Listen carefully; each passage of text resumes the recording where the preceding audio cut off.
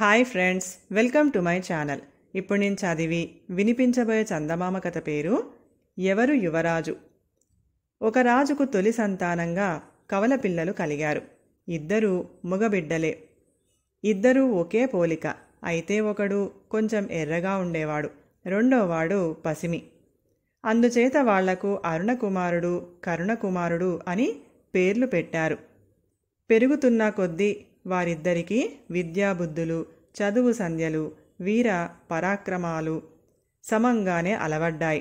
ఇద్దరూ ఎంతో అన్యోన్యంగానూ ఒకరినొకరు విడవకుండానూ ఉండేవారు.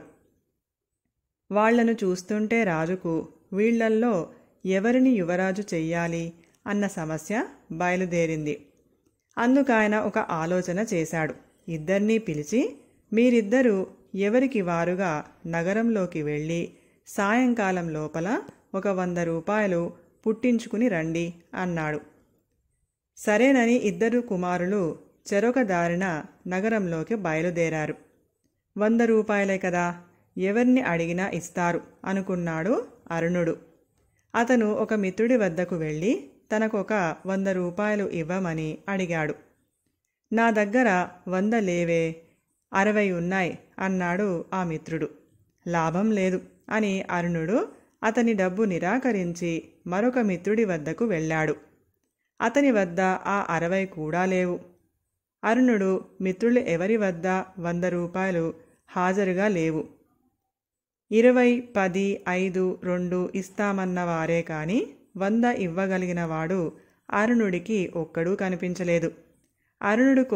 అరుణుడికి కోపం వచ్చి కొందరిని తిట్టాడు కూడా. అతన్ని తన మిత్రులంతా అవమానం చేశారని అనిపించింది. ఒక్క గడియలో దొరుకుతాయనుకున్న 100 రూపాయలు సాయంకాలం కావస్తున్నా దొరకలేదు.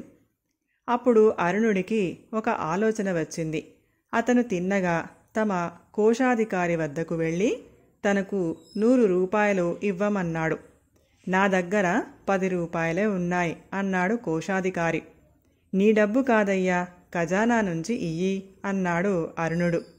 రాజుగారి ముద్ర లేకుండా రాజుగారికైనా ఖజానా నుంచి ఒక్క పైసా ఇచ్చే అధికారం నాకు లేదు బాబు అన్నాడు కోశాధికారి. అరుణుడు హతాశుడయ్యాడు. సాయంకాలం అయ్యింది.